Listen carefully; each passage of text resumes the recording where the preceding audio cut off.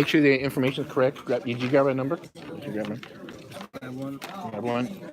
You can fill up your name tag too. Thank you, Mark. Okay. You may have to hold it up. All right. I pledge Allegiance to the flag of the United States of America and to the republic for which it stands, one nation, under God, indivisible, with liberty and justice for all. Go ahead and take this couple of minutes to go ahead and greet people around you. We're starting to get name tags printed for everyone. And Franklin has got this raffle. So if you enter your name, you're eligible for a prize. And it's free. It's free too. Yes. Oh, it's free. We will not sell your information to any outsiders. And we're not selling anything here. Right. So it's all free. There's a gift card, and there's also a separate auction for gifts. Okay, next. Are there any new members or guests today? Thanks so much. Yes. So all you do was check it off. Yeah, that'd be great. Did you check your information? Tags, door prizes, feature of the month. Oh, yeah, sure.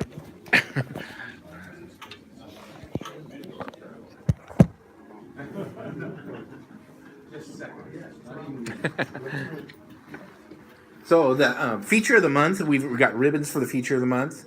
We're going to do that. Next month, we're not going to have a feature of the month. It's our auction, our swap meet. That's the ribbon that's going to win today's for the feature of the month. I want everybody to vote for that. We're going to do a hand raise vote on which of these. We got a great turnout on radios this time. We're going to do that. We're working on getting name tags for everyone, especially new members that come. They're permanent name tags, and that'll be part of the with the fee, the $25 fee that anybody would come to do that. So we want to do that. So those are some of the things we've been working on. Anything else on my list there? Yeah, you have tube testers. Oh, tube testers. I'm still working on getting some volunteers for tube testers. What we want to do is we want to have a tube tester here. Everything we can advertise and bring people that might want their tubes tested to come to one of our meetings to do that. Damon is going to be one of the people that comes out. We're looking for a tube tester that somebody want to donate or something like that we can use, or we can pick up some. Do I have anything else? With this, on this roll call, we're kind of doing this door prizes to make sure we get a roll call of everyone that's here. So even if you don't want to be involved in the door prizes, which is going to be totally free, we do want you to check your information on the call letter so we can make sure that that's all clear. And we want to make sure we get your pictures too eventually. So as everybody comes. Okay. Okay, thank you. How about any other new business?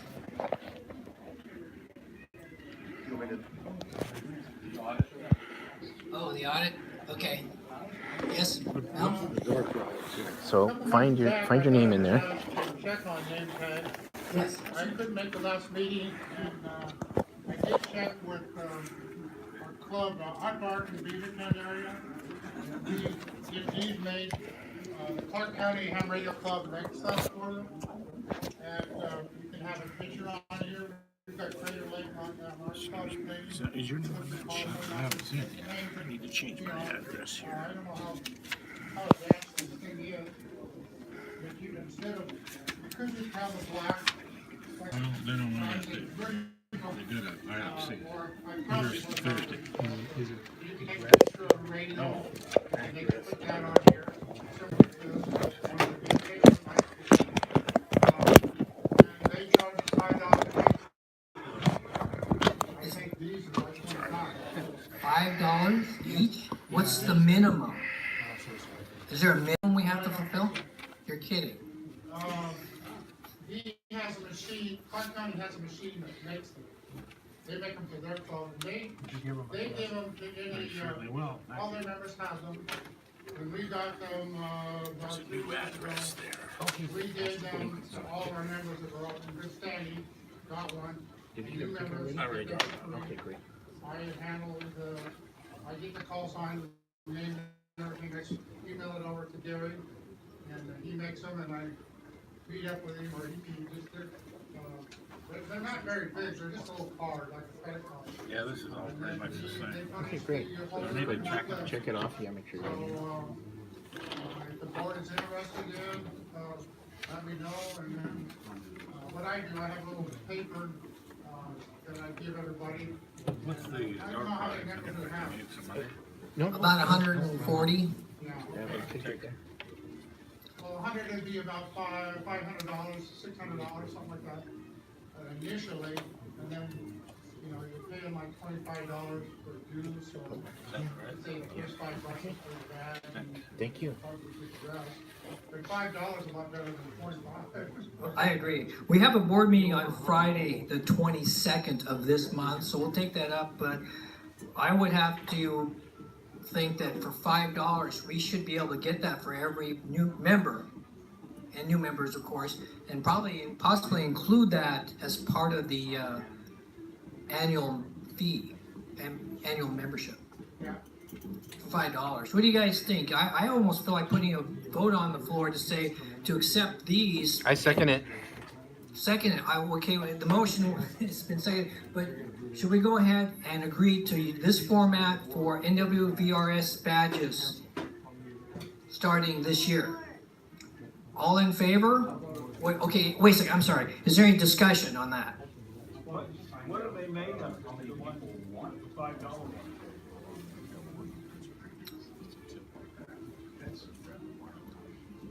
Well, And you just have to make sure that the name tag is not something that you buy and then put it in a drawer and it never moves.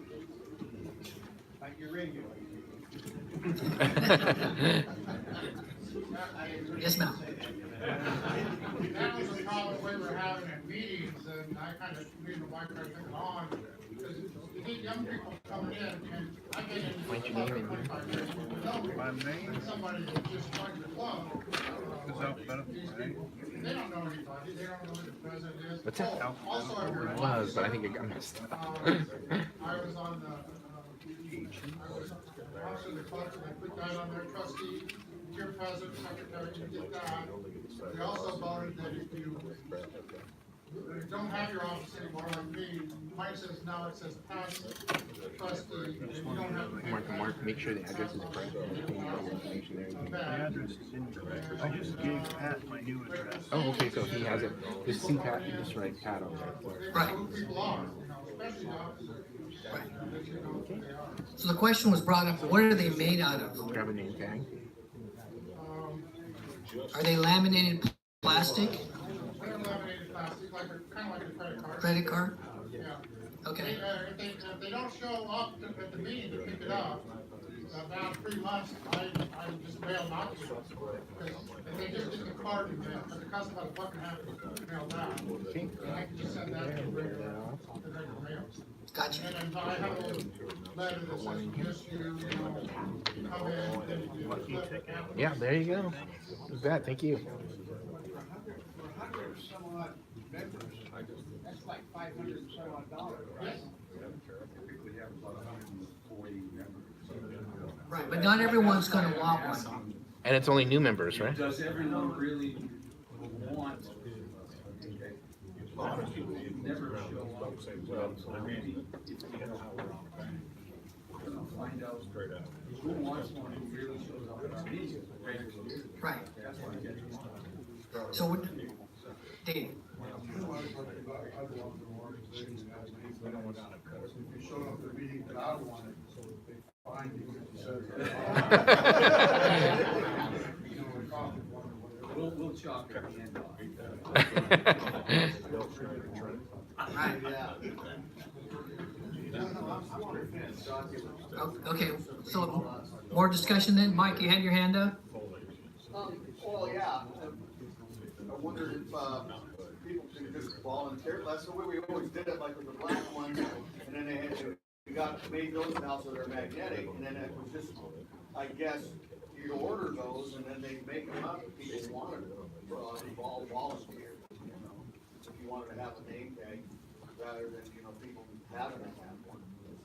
If you wanna get a name tag, then you can put them up there for sale, and then they can get your information, have a name tag, for any point you can give, for X amount of dollars. Oh, have the, member pay for the That's cost. the way we've always done it, yeah, we want a name tag, costs us what, I don't know, $5 or whatever it costs, have one made up. Yes, Suggestion, whatever we do, let's make sure that the lettering of the name is big enough so that people my age can read it. Mel, do you have an example of one? Well, this is my, I'm also on the CPAC committee, I just have Mel on that. I give them a choice, they want their, just one name, like, you know, Bob, or if they want Robert, this, it's fairly good size, Find your name in here. see it? Your member? You're not a member? Okay. Any other discussion? No, you can sign up here.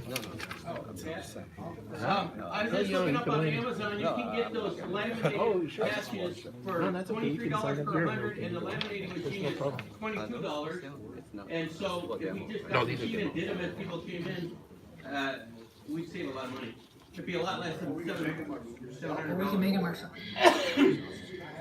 Yes, A lot of us have, I use, right, I use, a lot of y'all have name tag. Why don't we try that for 2 or 3 or 4 meetings and see how that works before we spend a substantial several $100s on name tag for everybody? If I get a name tag, there's a chance I might leave it at home. There's no point, having everybody spend that kind of money for that. So I just kind of wondered, should we try the paper name tags for a few months and see where that goes? That sound like a reasonable idea? okay. So the motion is, should we defer this? Or should we just agree to do it? Let's just run with it. Okay, we're gonna run with it. Franklin, how many paper name tags do we have? Enough for a couple more months? There's 200. So whatever we use today About what, 50 per month? per month. Okay, sounds good. All right, we'll keep that under tabs. What you do is the shirt that you wore today that's got the name tag. Reuse it. For next month. I'm not very.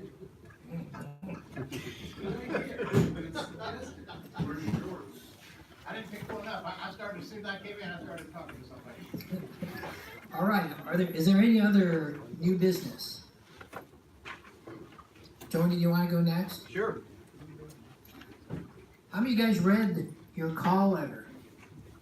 Great, great. Okay, so Tony's gonna come up and talk about the archives. So hopefully you guys can have some good input on this.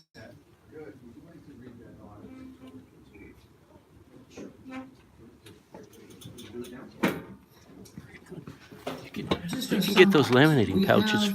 That's for $100 without the An audit clips. every year And then on their the laminators aren't very expensive either. It's a lot cheaper than $700. Yeah, that's true. Independent auditors come in and, Davey and Warren, right. well, I'm calling them two independent Yeah, we would. auditors. Anyhow, they've come in, examined the books for all of 2018, and they approve of everything that's in there. This letter is available for you guys to look at, but so far, all of our finances look in order. So if anyone has any questions, or if they want to go ahead and read this for verification, then I'll leave it up here. All right, is there any question on the audit for 2018 for the club? I'd say a big thanks there.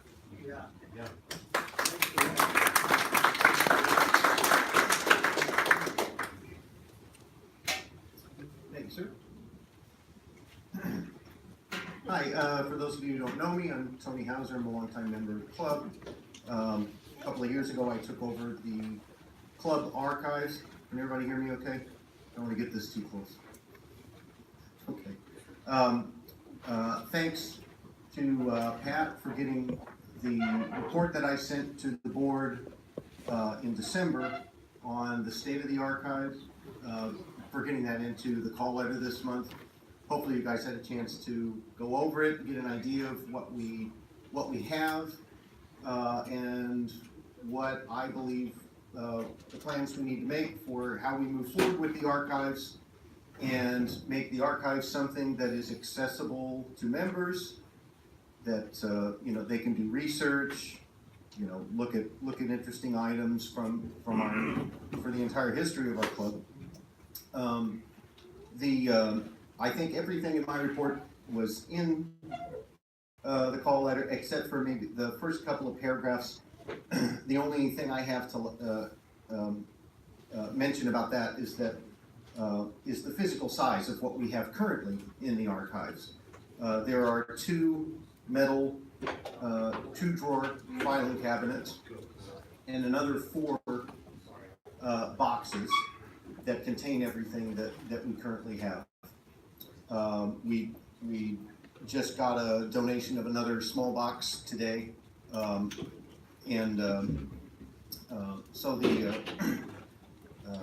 so it can, you know, it's the archives are getting to the point where there's a lot of items in it, and in my opinion, but this is your archives, this is your club. You guys need to think about what the scope of the archive should be. I think that's the most important question. Is this something that pertains specifically to Northwest Vintage Radio Society? Is this something that pertains to radio in general on a national or even an international scale?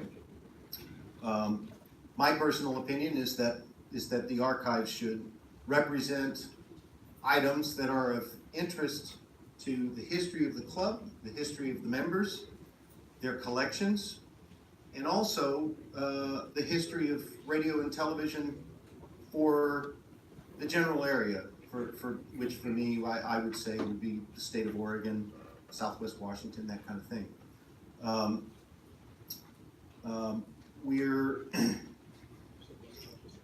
Let me give you a little history of the archives. I got this 2 years ago.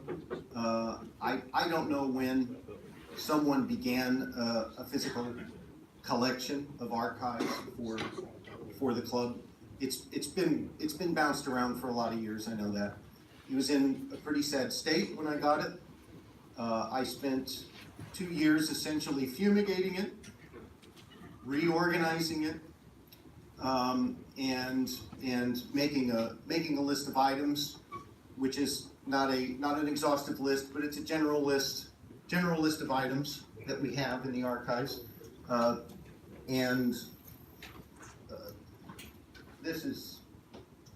It's about 3.5 sheets of an Excel spreadsheet. And again, this is just real general in nature. This is not an exhaustive list of everything we have. There are a lot of things, in my opinion, that we don't need in an archive. I don't know how many copies of call letters that we have. There are at least 2 complete sets, physical sets of call letters. You all know what that looks like. We have in one filing cabinet alone, we have about a drawer and a half of what are called pay stubs. The pay stubs are the way that the call letters used to be put together before the computer age, before people just did them on their computers. The pages were literally pasted onto paper, sent to a printer, and then the printer printed them up. We have all of them. We have everything going back to the late 70s, up to the time that we stopped doing this, which was around 1999, somewhere in that area. Do we need those? Personally, I say no. There are, there's, for an example, over the last year, I've only been here a couple of times. I've brought a couple of things for people to look at that they might find interesting. Most of the things in the archives they're paper. But we do have some other interesting things, something that I didn't even know existed until I got the archives. This is a 16mm film of the Mall 205 display, which, if I'm remembering correctly, was the very first display that the society ever put on. And this was at Mall 205, and I thought someone said this is when Mall 205 was new. And I haven't looked at it. I need to get it transferred. And that kind of leads me to another part of the discussion about the archives is how do we make it accessible to the members for them to use, for them to enjoy? The key to that, I believe, is getting everything we can into an electronic format so that people at home can pull them up on their computers. If you want to look at call letters from 30 years ago, it's there, you know. There's, you know, other things that'll be a little harder to change into an electronic format. Those are things we keep. And, you know, just have the physical item itself. So the board I presented this to the board, and the board wanted the general membership to, you know, have, you know, provide your input into how we go forward with the archives. I gave a brief outline of the questions that we need to ask, which is, you know, the first question, most important, what is the scope of the archives? As I mentioned, what does it cover? Do we cover just items that pertain to the club? Do we go bigger than that? Keeping in mind that the wider the scope you make it, the more gigantic it potentially can become. In my opinion, it's too large as it is. It's going to limit the ability of the next person to take it, or limit the number of people who might be willing to take it on.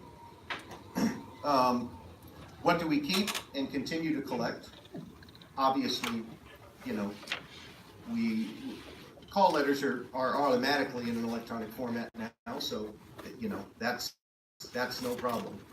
How do we use the archives? How do we make it accessible to you? As I said, for me, the easiest way to make the vast majority of it accessible is to simply make searchable electronic copies of items.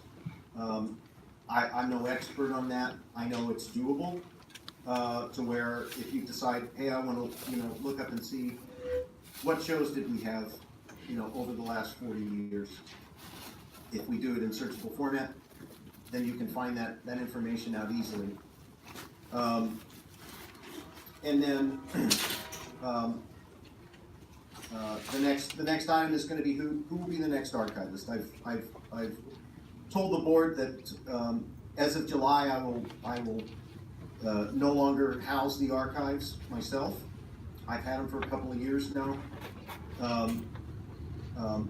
There hasn't been a lot of work done on it in the last couple of months, but there were spurts over the last 2 years where this took an incredible amount of hours on my part to get things reorganized because things came to me very disorganized, and I cannot give the time and effort needed to really take it to wherever the club decides they want it to go. So we need to start thinking about who will be willing to take it next. In my opinion, that should be someone who's been associated with the society for quite a long time. You know, we have new members. We have members who I know are, you know, interested in volunteering for things. But we need someone, I think, that generally makes meetings. I don't. Who can bring things to display, but someone who has a good basic knowledge of the history of the club, because it makes it easy especially when we get new items, they have a better understanding of, you know, what's something we should keep and, you know, what's something that maybe we shouldn't accept. that's pretty much it in a nutshell. Yes, sir. How physically big did you say the archives were, Tony? So right now, there are two drawer metal filing cabinets. Like three height?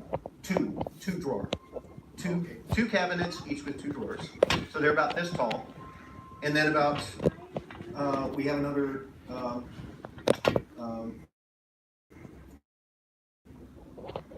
4 boxes, 1.5 cubic feet. That's kind of hard to imagine, but that's like the size of almost another two drawer filing cabinets. We were just given a box today from some, that's a smaller box, but you know, that box is underneath it. However, there are two interesting items in it that were illuminated with the club logo on it, that were done by Don Hunker years ago. And I've heard of them before, but I'd never seen them, and Mark had them. So those are things where, you know, that's the kind of thing we want to keep. But you know, the discussion needs to be, you know, what does everybody want from the archives? You know, how important is it to the general membership? Is it important at all? It's certainly important to the history of the claim, but you know, is it something that members are itching to, you know, get a look at, have available, or is it just something that, you know, sits in a box and somebody keeps it? That's the idea. How much space do you see if you remove all the duplicate columns? So between so for example, the pay stubs take up 1.5 drawers of one of those filing cabinets. The duplicate call letters, which I have 2 sets that are essentially complete sets of the printed ones before we got to the electronic age, so to speak. Those take up 1 drawer. So that's one I would say we keep, and we certainly need to keep it. And if we decide, you know, we can find someone who will work on scanning them, that takes up another drawer. And then all the duplicates is a whole other box. So essentially what I'm saying is of things that we have that we could get rid of right now, it would cut it in half. It would cut the physical size in half. On the pay stubs, are the pay stubs like a scrapbook type thing, and then later on we had it published in a more finished format? Is that what it is? So what these pay stubs are, and you know, previous call letter editors have put these in a folder. So this is the physical call letter before we had computers to put these together. Oh, okay. So that these were literally pasted up on pieces of paper, and then they were sent to the printer. The printer printed them in booklet format. Oh, So these are the originals. These are the originals that the call letter was then was used to make the call letter. Would, without drawing any conclusions, would it make any sense to not keep the pay stubs and keep the final copy of the call letter? Yes, That's yeah, just a thought. and that's what I'm saying. So we have, More ideas. yes, and like I say, we've got. Oh, and incidentally, I don't know if I mentioned it or not, but anyone who wants a completed list of what we have in the archives, didn't get that into the call letter, but if we could do an email blast so that everybody has this. It's just an Excel spreadsheet, and it's 3.5 sheets. So, HP lost all their documentation here in the fires in California. I would suggest we get as much as we can scanned in electronic format and keep that in 2 places. I agree. Plus, keep some of the hard copy stuff that's more valuable, but pare it down. Right, exactly. Unique items, one-of-a-kind items. Right. Dick? Well, in as much as brevity is important, I would suggest I will be on it. I think I can con Tony into being on it. A committee to make a complete report to the membership. My personal feeling is scan as much as we can, make it searchable in our scans, make it indexed so that we know that we want to look at something in 1994, we can go back and look at 1994, that type of thing. That will reduce your mass to about 1 2-drawer cabinet, if that much. Like I say, if a committee can come to the membership with some very specific proposals, then we can ask appropriate questions and we can move on from there. I'd like to make a motion. We accept your proposal that we remove the pay stubs and the duplicate call letters immediately, and get your advice on what else we might consider doing there. Okay. You got a question? I've done a little bit of this sort of stuff in the past, and I just think you should be aware, I agree, this stuff should be in an electronic archive someplace and searchable, but now you're talking about you're gonna need a server, and you're going to need something to render this stuff, and then you're gonna need an OCR engine, so it is electronically searchable, otherwise it's just gonna be one big. Well, I do it for 2 other archives. It is a major project. There's no question about it. That's why a committee needs to look at it, count the cost, know what, and bring back the membership and say, this is what we suggest. Amazon S3 servers now, I have 2 terabyte servers on Amazon, and I pay about $22 a year. So storage isn't the big issue, indexing, knowing what you want to get and where you want to get it. That's the big issue. Yeah, and that's a lot of work. And as I take your motion, but I would urge that the first and foremost, the thing that, and I'm not saying this needs to be decided here today, I'm just providing you with my recommendations and the information I have. First and foremost, the most important question is, what is the scope of the archives? Now, I mean, we know what we have, but what should it cover? Personally, in my opinion, it's anything to do with our club, its members and their collections, and anything pertaining to local radio and television if you wanted, but that I think is that first and foremost needs to be decided, because that affects every other question. That affects every other decision that we make from here on out. So I would say, consider that, and if Dick is willing to form a committee, I'm perfectly willing to be on that committee. We can come back and provide a more detailed recommendation, I guess you could say. But in the meantime, I think the board really wants you guys to think about what exactly it is you want out of it. Any other questions? Well, we had a motion. I don't know if we want to. It was seconded. Do we want to table that for the time being, or do you want to have a vote on it? We want to discuss it at the next meeting and then make a. Sure. We had the board meeting, we can cover it, take the input from the member. Yeah. And then make it a recommendation to the board. That makes sense. You can bring that back to the next meeting. I don't see a problem with getting rid of all the duplicates right now. There's no reason to keep them if they're duplicates. Well, and they're triplicates, and I mean we have it's a big chunk. The pay stubs are a separate issue, but they're pay stubs that were used to make the call letters, and I consider that a potentially touchy subject for someone like Dick, because he's responsible for making so many of those pay stubs for so many years. He says, I don't want to. So, yeah, Bruce.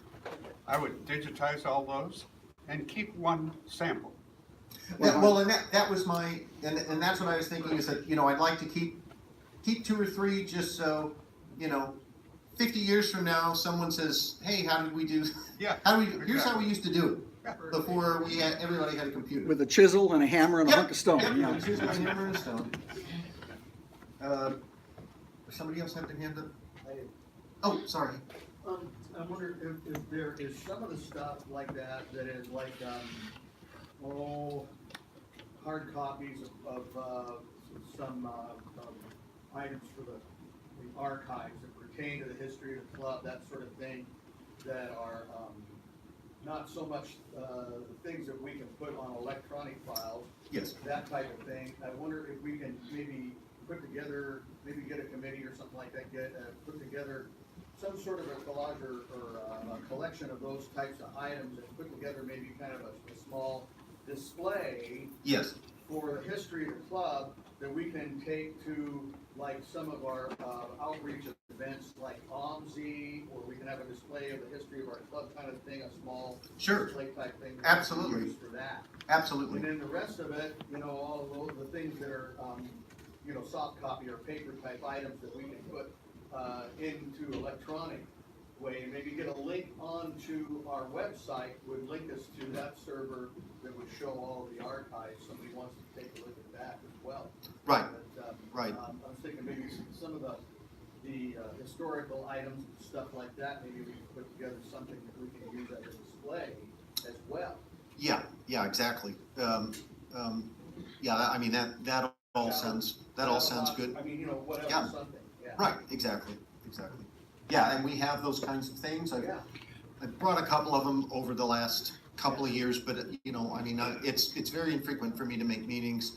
Part of the reason we need another archivist, you know, we need someone who stays in better touch with what's going on, who's here to do displays. So be thinking about that too.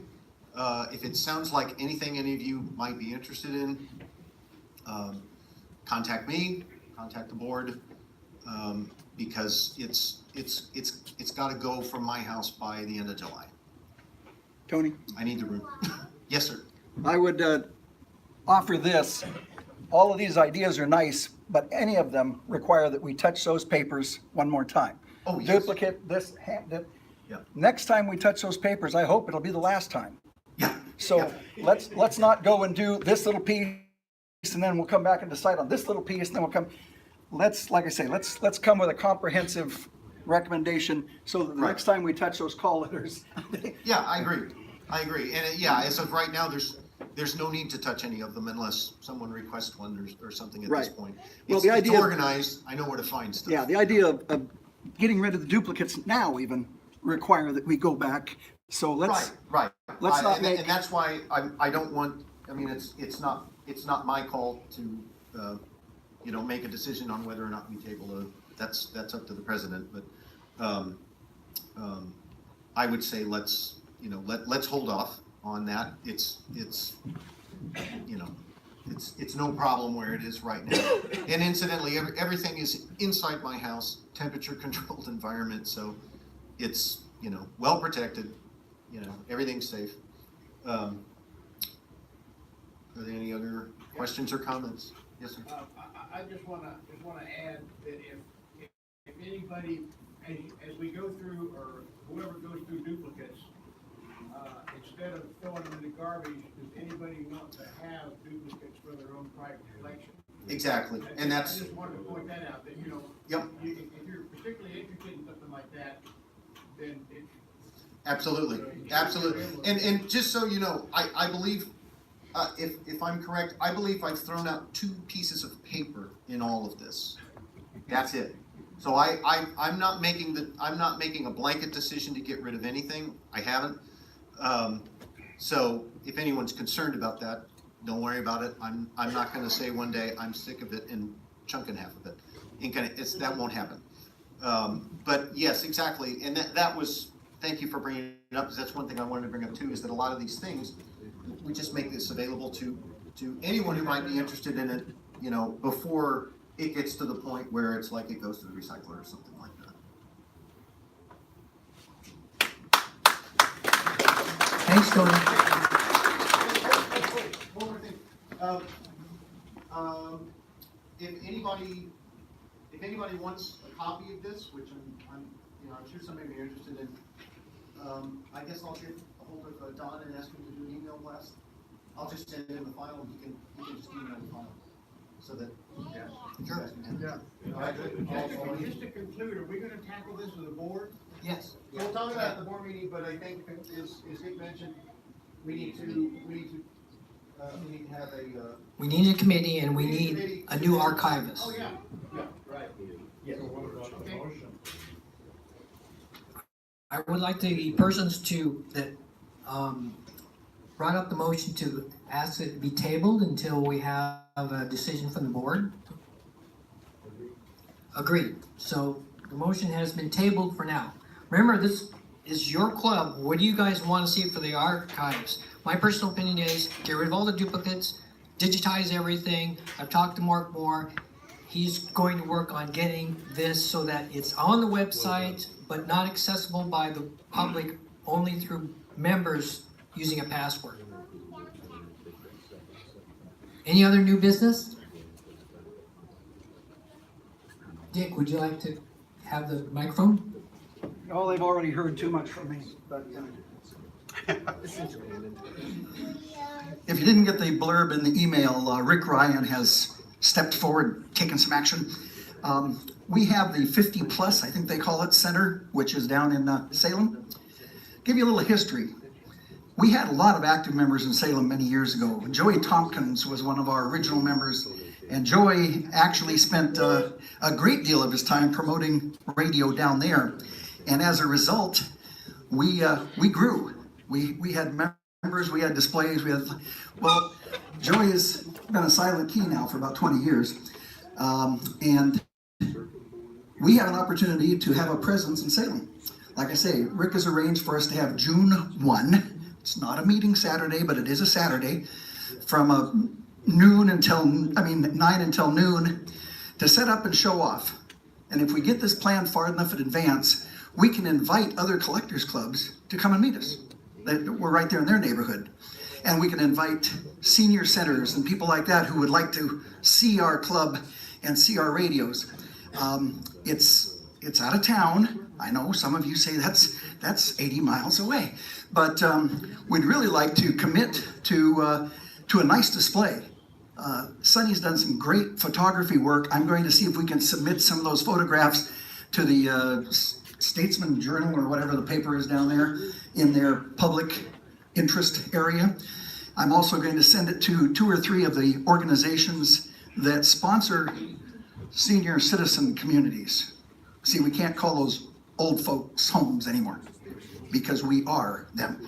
But those people sometimes just plan an activities bus, something that their members would like to go see. And if we had an activities bus come in about every 20, 30, they only stay for about 2, but we would actually we'd get interest out there. We would pick up some members, and also we'd put a good name for anybody that says, I have an old radio I'd like to get rid of. We'll have to do that another way, tactfully. Used to be that the person who got that call would say, I'll take care of that for you, and you never see that radio again. But we'll be a little bit more tactful this time. And as time progresses, I think overall, if this works, we have 2 others. We have one in Lebanon who says, oh, anytime you can come down. Well, that is a drive. That's quite a drive. And we have one up in Vancouver that has invited us to come up. They wanted a fix-it corner. They wanted a show and tell. They wanted things like this. But what we're trying to do now is just make sure that we'll have some active members, some good-looking radios, and some people who will answer questions. The board has asked me to do an actual sit-down show, so I'll do the way radio was for the first 30 years. That'll get people someplace. And I'm told by Rick that this is also the Meals on Wheels facility, so you can come down and have a free breakfast on the City of Salem if you come down at, 8? About 8 o'clock, have breakfast and come out and discuss the radios and have a good time, and we'll have to pack up and move out. We haven't quite got that down yet. But what we're hoping for is to move the Northwest Vintage Radio Society out of Portland. Get it out to places that other people will be. A lot of members on the west side, on the east side of the mountains, that hardly ever make meetings. So it isn't that we have to have somebody that can drive, that we can have members out of Salem. And we can have as enough interest, so do an occasional swap meet down Salem way. Some of the facilities down there would donate it for once, you know, it wouldn't be someplace we do every year. But, so that's the plug. It is June 1, that is a Saturday. It is a need at the moment. Like I say, I've hit up Sunny and I'm gonna hit up a few others for some really nice pictures.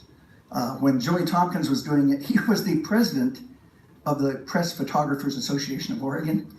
We never lacked for pictures when he was around.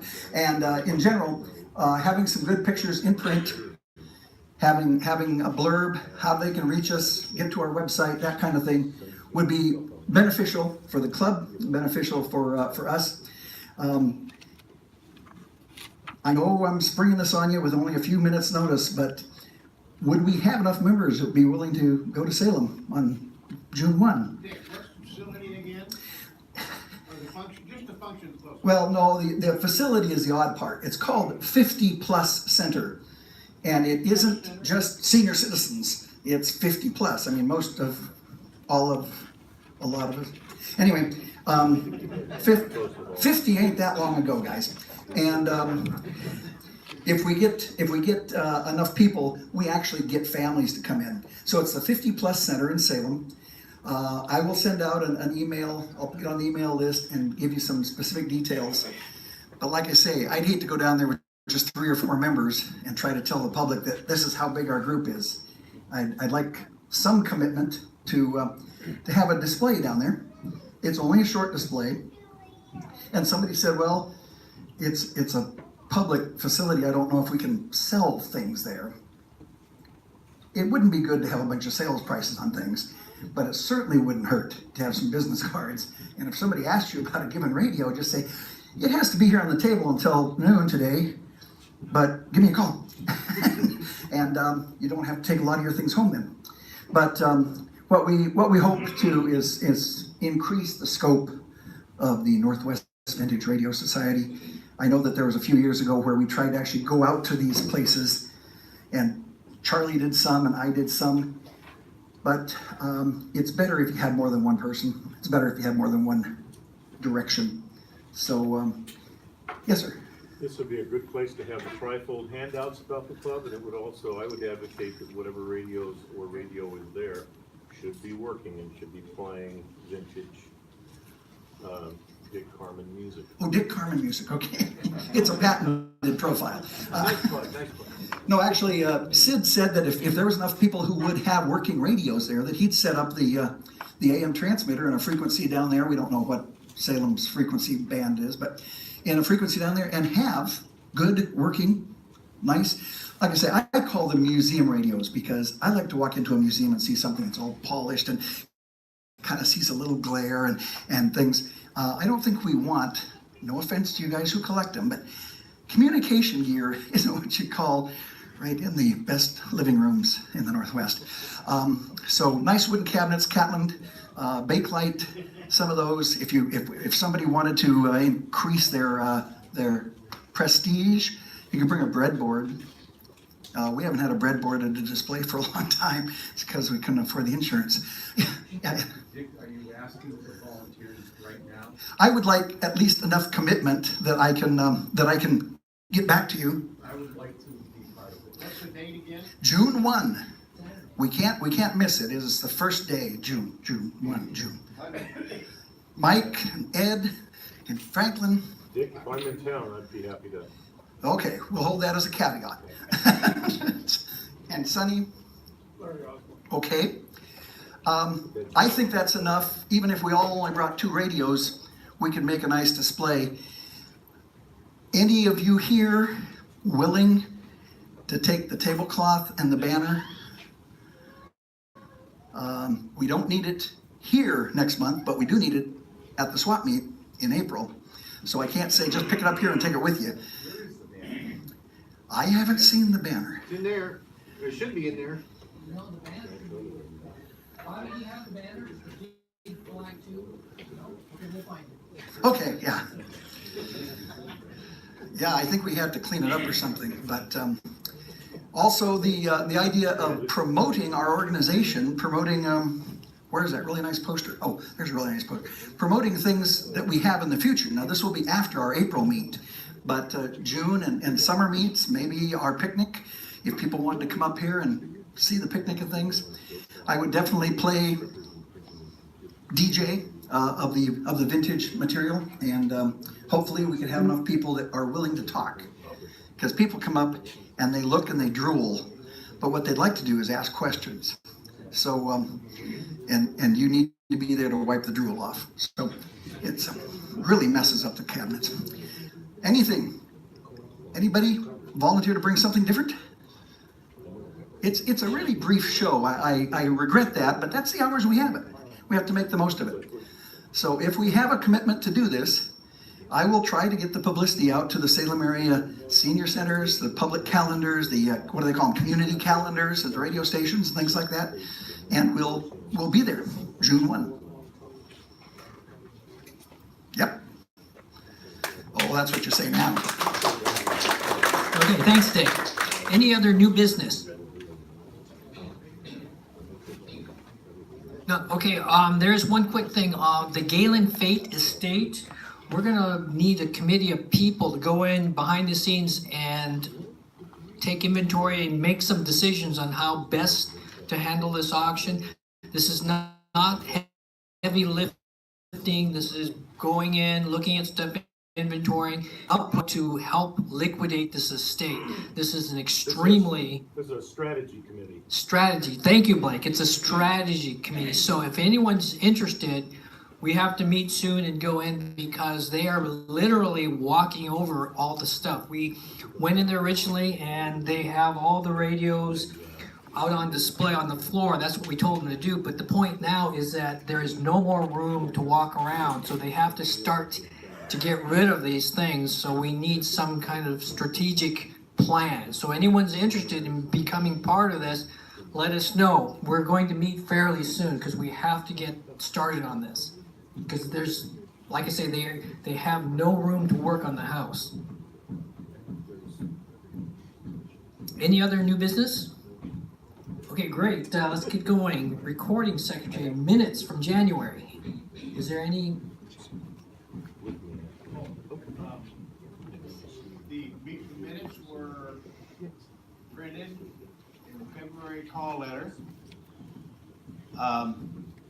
Does anybody have any additions or corrections to the minutes? I didn't bring my copy, but you probably have seen it. And if there's, if everything looks okay, we need a motion to accept the minutes as printed in the February call letter. Motion, second? Second. Any opposed? Okay, well then without objection, the motion passes, so the minutes stand approved as printed. Thank you, guys.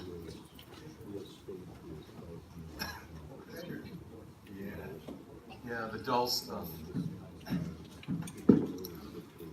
As of, yeah, right. You don't want any excitement. As of this week, the Jim Mason Fund is at $38,855. That's like $5,000 more than what we originally put in, by the way. It's doing very well. Let's thank again Chris Butler for setting that up originally. The Education Saving Fund sits just flat at $2,030. It gained a nickel last month. And our checkbook balance is at $63.83 as of this week. I have a couple of other items I want to talk about. Dan Howard, I rely on him to pick up the mail every month at the Milwaukee post office.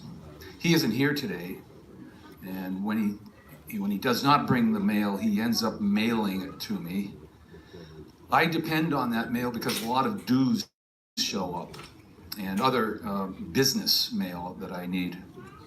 I was wondering if there's anyone else here who lives near Dan, who is in Milwaukee. He's on Boardman Ave in Milwaukee, who could coordinate with him in case he cannot make the meeting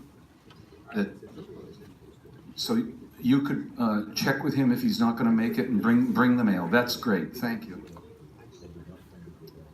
And the other item I wanna talk about is the deadline for dues. Pat, what did we decide on the time that the new roster will be printed? April is always the cutoff, we have to always extend it because people forget, they keep forgetting. Okay, I'd like to propose a very familiar date in the year that we use as the drop deadline for getting your dues in. That would be April 15. We all know what that day's about, and I think we'll all remember it. I'd like to make a motion that we use April 15th from now on as the deadline for getting dues in so that we can get the roster finalized and printed by the end of April. Second. All right, all those in favor? Aye. Sounds like it's good. All right, thank you very much.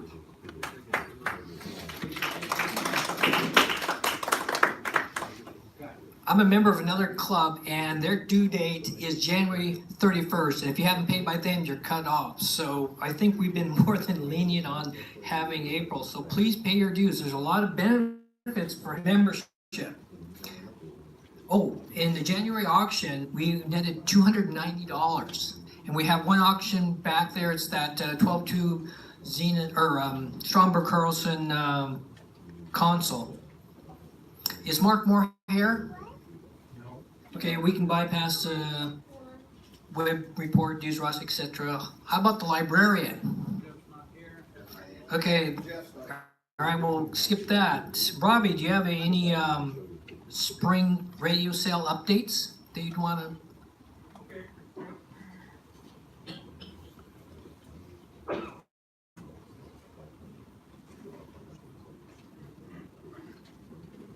Okay, for those that don't know who I am, I'm Robbie Robinson. I'm in charge of getting the shows on the road. I talked to Martin Lackner over in Aurora, and we're all set up to come in about 2 o'clock, 3 o'clock Friday afternoon. But I need somebody to help me set up the tables first before the people can bring their equipment in. Because if they bring it in before we do that, they just got to stand around and wait for the tables. So I'm going to need some help putting the tables up Friday before the meeting or before the show. Other than that, it's all set to go. We paid for it, and the show is going to go on, and it's going to be, I think, from until the afternoon, whenever we decide to quit. Other than that, some people that haven't paid their dues yet for the tables. So,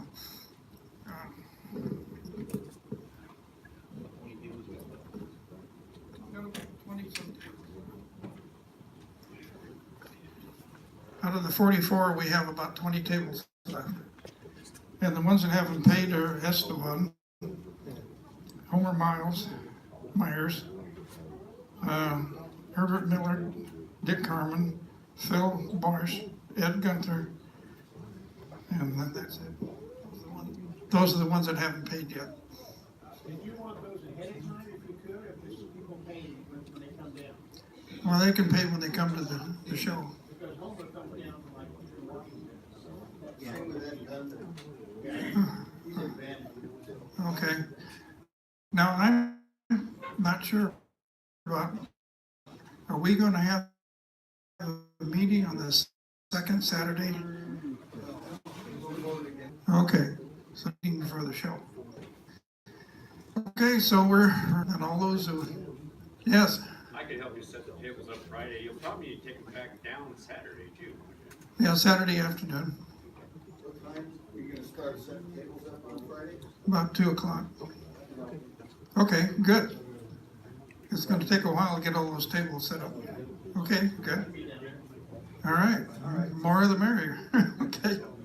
All right, good. Robbie, Yeah, didn't we agree to have our next one at this same facility? oh, in October? Didn't- I think we did, yeah. If we made that agreement, we need to publicize it because people are asking how often we have them, where we have them, and it'd be nice to be able to tell them Yeah, to me, Aurora is the best place. There's lots of room. There's room upstairs, room downstairs. And there's ramps going upstairs, ramps going downstairs, so handicapped people can get in and out there real easy. No problem. There's parking. That parking lot next to the building, what used to be a bunch of jungled mess, that's all cleared out and leveled out. As long as we get down there by April and use that parking lot, because later on in the year, they're gonna start building condos in there. So I think we'll be okay in parking. Are we gonna ask people to try and keep the parking open for, people coming in, general public to come in, so we don't block all the parking right next to the building? I think we always like to do that. Absolutely. Thank you, Mike. Absolutely, yeah. Okay. Yeah, we can do that. All right, so we're set, ready to go. Any other question? Okay, here we go. Okay, thanks. Remember, there's no meeting next month, so if you want a table, you better get it now. And we have what, still 20 tables left? And it's 15, right, per table? Okay.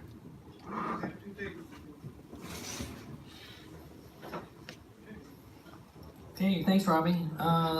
Don here for the call letter. Okay, no update. So next up, Vice President for the monthly feature.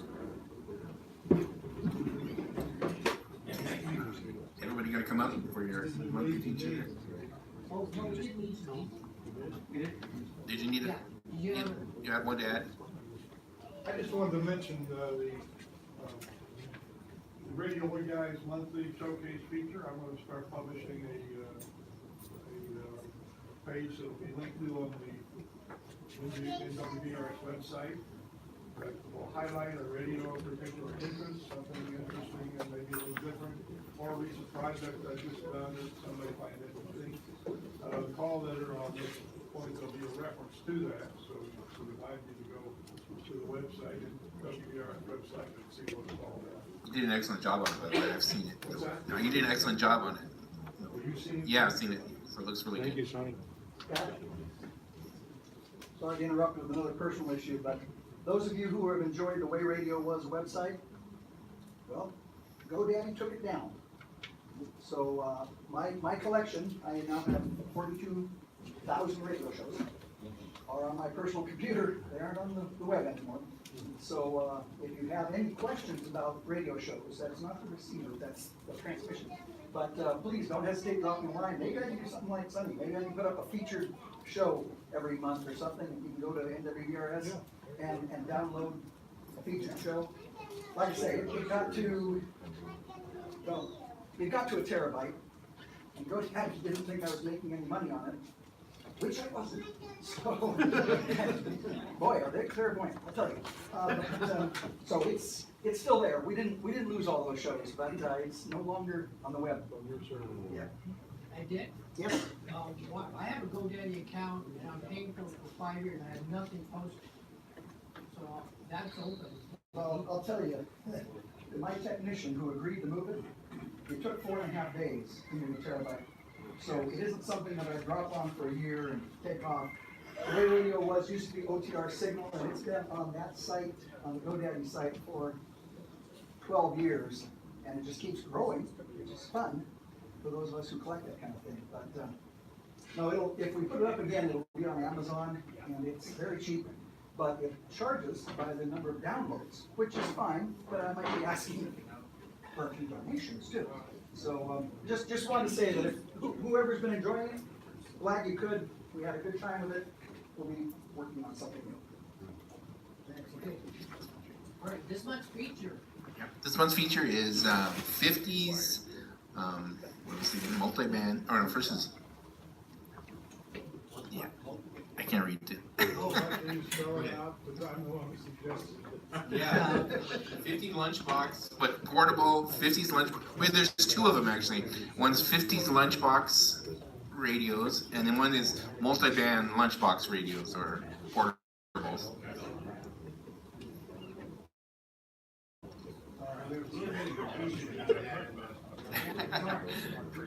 So who's up?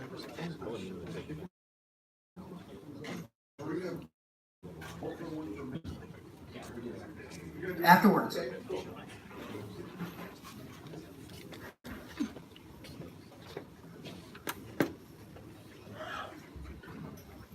So there was some lack of clarity in this. The radio I brought is a Zenith radio. It's not multi-band. It's an AM radio. It's a tube type radio. I do not know the model of it, but it's in very good condition. It functions. It's nice and clean inside, no corrosion. And it's a 4-tube AC or battery operated. There at one time must have been a battery pack for it because it's got a special 4 or 5 pin plug that would go in the battery of the day.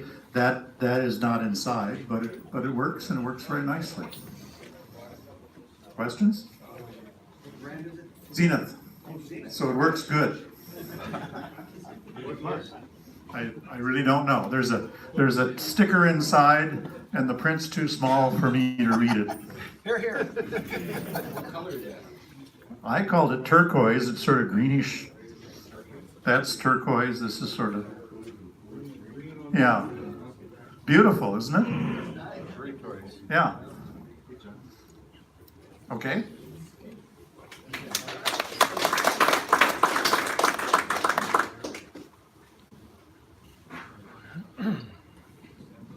Well, the category was supposed to be, it was my suggestion, was mid-50s, larger sized portable radios, AM, battery or battery electric combination. And I've got an sample here, 4 of them. This particular one here is from 1953. And it's a transistor or a tube, battery only operated. This one is a transistor that's battery operated only. This particular one here is transistor, battery operated, and it's one I've restored and works quite well. 540. Transmitting a signal now, okay. 540. I moved it up. Oh, you moved, okay. I won't bother retuning it then. And the interesting thing about both these, they're made by Admiral. They have a little pop-up antenna that you could pop up and rotate. The difference between these two is not only the color and the decor of the radios, but one is a tube radio, the other is a transistor.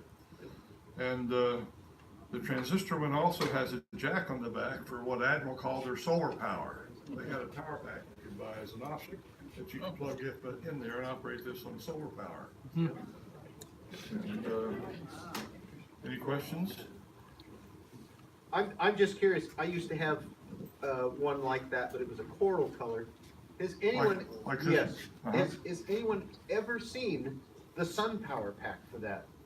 I have never come across one in all these I've years. only seen ads for it. I've only seen ads, Yeah, I've never seen actually one. seen one.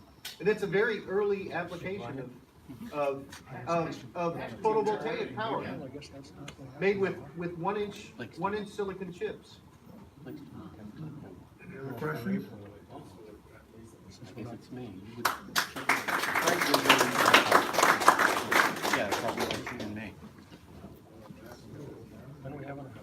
So, this is a Roberts radio. It's made in England, and it's a transistor.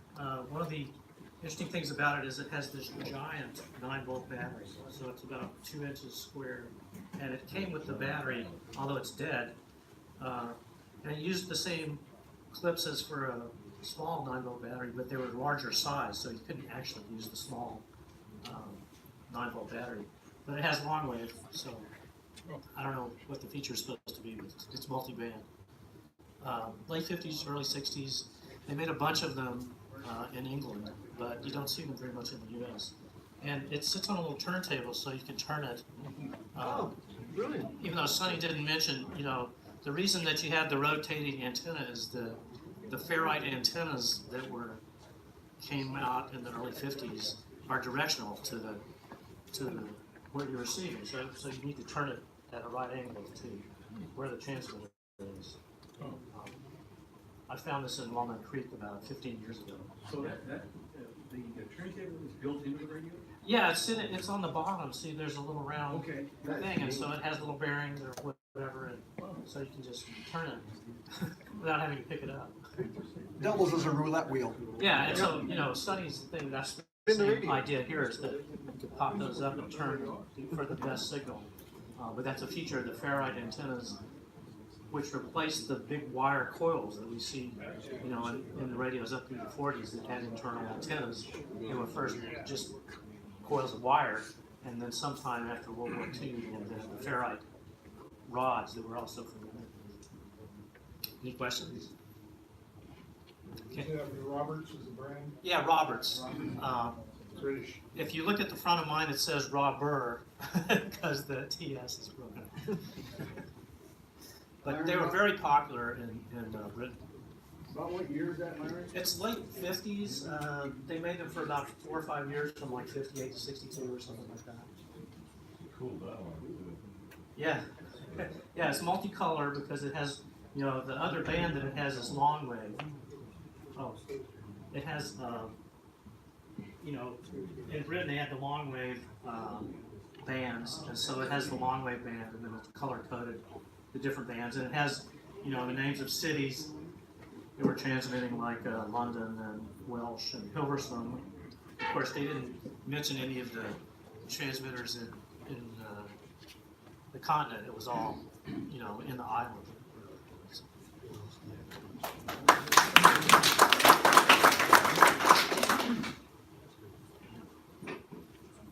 I don't know whose stuff this is.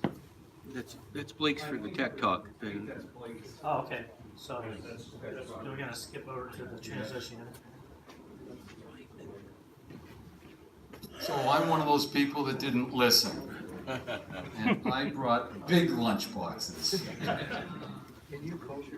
I found this right here at one of our auctions several years ago. There must have been 2 or 3 dozen of these transoceanics being auctioned off, and I was fortunate enough to get this one. It's a model 8G005 model, 8 vacuum tubes in it. I went through it and changed caps and resistors. It played really nice enough that I went ahead and started improving the cosmetics, and I used that liquid shoe polish on this. Came out beautiful. Polished up the brass, and it was fun working on this to discover just how these antennas are connected to the radio, and it's through the hinges of the door. I didn't know that. How does this work? But it was fun. It came out so nice that I decided to spend some money on a reproduction battery pack right here. It cost more than I spent on the radio, by the way. But it's a very, very nice, professionally done battery pack. Take a look at it sometime. And it's complete with the horseshoe antenna you stick on the window, and the wave magnet, they call it. And I've had a lot of fun with this. Then along last summer, I went to the Clark County garage sale at the fairgrounds, and I found this thing. It's a Zenith Royal 7000-1 model. It's the last transoceanic that Zenith made, and it's got about 12 or 13 transistors in it. Brought it home. It did not work, just like the woman told me it wouldn't work. But someone told me this has plug-in transistors. So you just pull each one out and clean off the legs with some deoxit, put them back in. Voila, it started playing and it's beautiful. This is my daily radio. Sit on the deck, enjoy the backyard. It tunes, it has a weather band, it has FM, long wave, broadcast band, what's that, about 5? And then 6 bands of shortwave spread out up to about 22 megahertz. It works on every band. It's a beautiful radio. Any questions? On your tube transoceanic, is that the original dial, plastic dial? Yes. Is that, it is? Yes. Never seen one that clear before. Right. I got lucky. Yeah. A lot of them, they're cracked. Or they have a yellowish. Or faded yellow or something. Cigarette burns. Yeah. All right. Someone else? I'm Nick. Thanks, Ed. I heard that we were gonna do lunchbox size radios. Recall that it was from the 50s. These are from the very early 50s, from 1946 to 1949. And this is a Motorola. This is a really neat thing. I got this at an antique store in Long Beach, Washington. It's got this interesting thing when it's working. The dial indicator, the needle stays in place, but this tape for the numbers for this the scale go back and forth. It does an AC and DC. It doesn't have the battery pack, and it needs to be restored. This is a Philco roll top, and there's I understand that Philco made these from like 1946, maybe up to 1950, 49, and I've seen many of them. This one is missing its handle, like most of them, but I happened to go to our trash bag and picked up one that has a handle. And then I just noticed that there were several different models. This one has the vents in the back, this one does not. So, but I think the handle will work on this one. And if anybody's really interested in restoring this, I'll give it to you really cheap.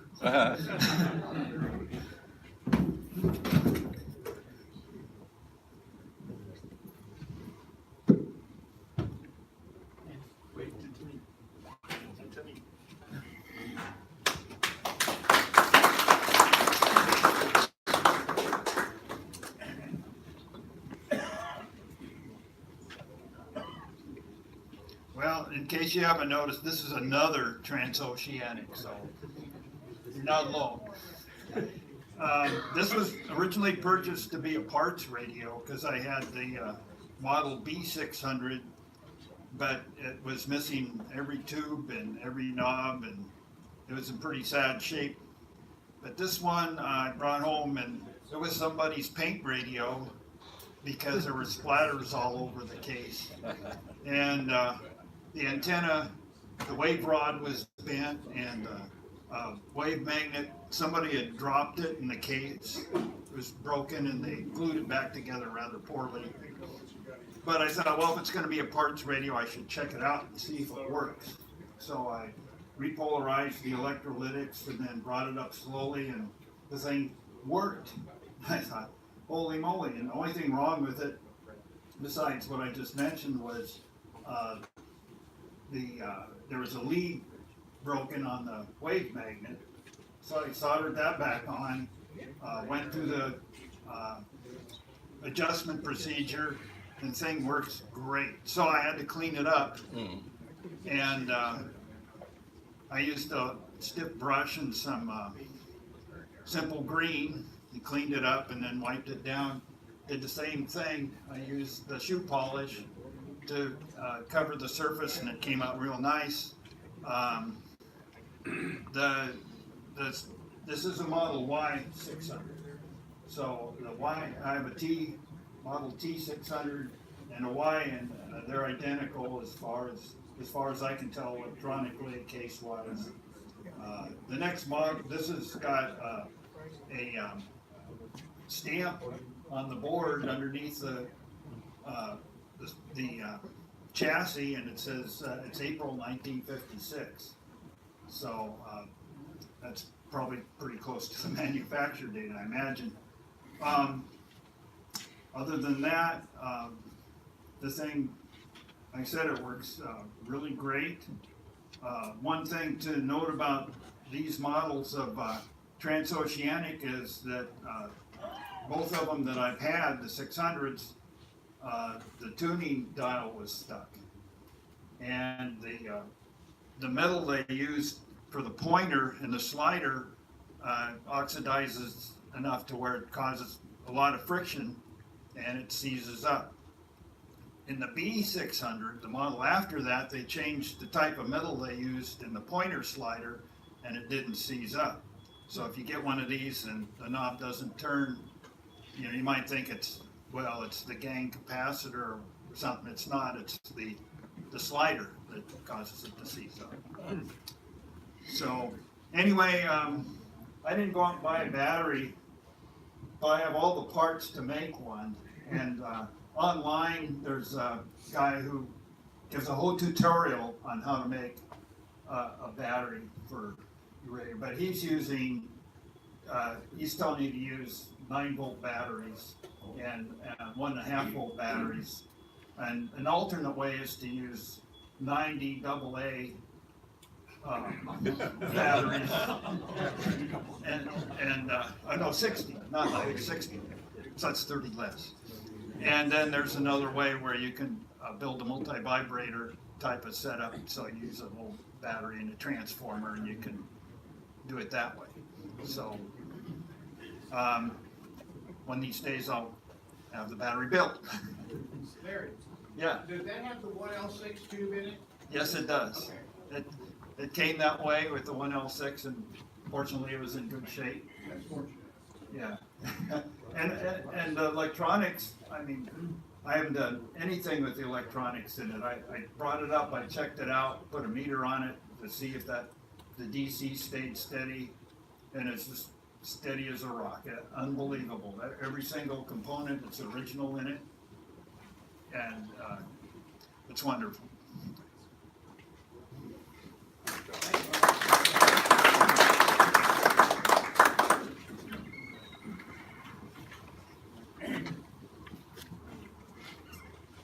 Another one? You got one more. Oh, got one more. One more hidden back there.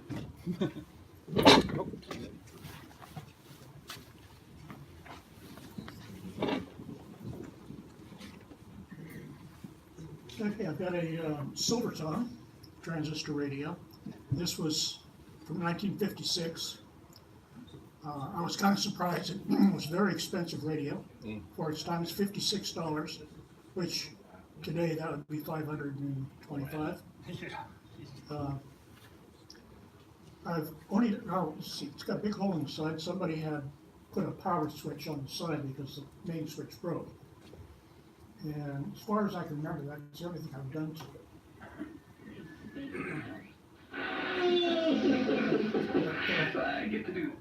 Oh, also, I had to take all the transistors out last night and deox each one, because as soon as I moved it, it stopped playing. So, anyway, that one's the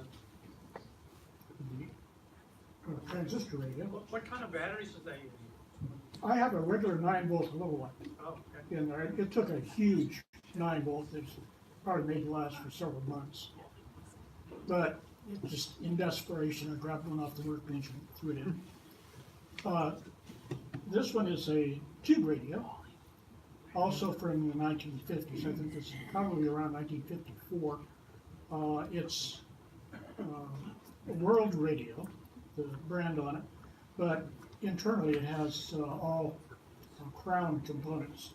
So I believe Crown was the manufacturer, and I kind of think Crown was also like the Gilfillan of Japan. They built so many different radios for other with other brand names on it. And of course this one also one more time. works. It has one D-cell battery, and I believe I use 7 9-volt batteries. It was normally a 67.5 volt cell, and so that took 7 batteries. And also the tubes in this are low current filaments. They're 25 milliamps instead of the normal 50. It also, the one that's the oscillator tube is identical to a 1L6. It's the one that you get and put a resistor across if you can't find a 1L6. And also that was like $3 from Antique Radio Supply. And this one is the lunchbox that looks like a radio. We'd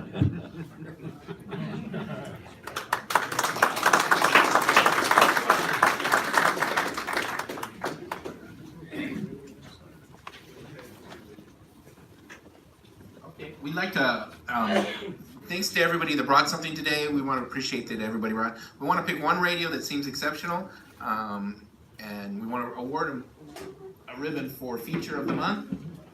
So we're gonna vote by hand raise. So Pat's gonna stand by this one. It's good, good, good. Okay. Okay. Oh my. Are you counting? You're counting, right? Okay, this is Sunny's display.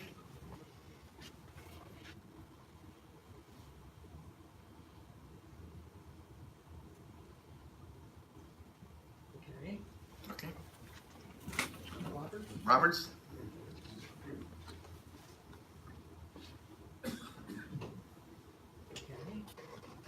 What is it? Ed.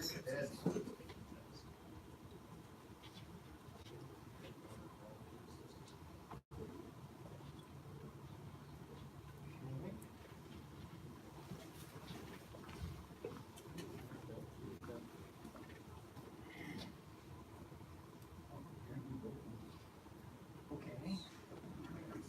This one?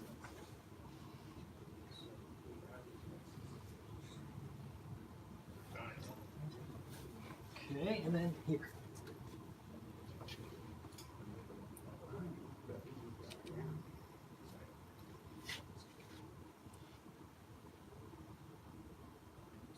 We have a tie between Sunny's and this one. I counted 14 each. So do we want to have another runoff? Yeah, let's have another runoff there. All right. Maybe someone else is verify the count. Okay. This one. That one. You can change your vote.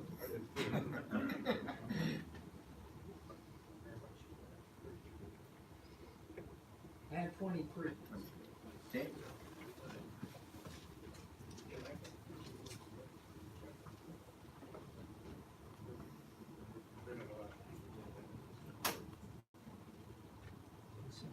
$17.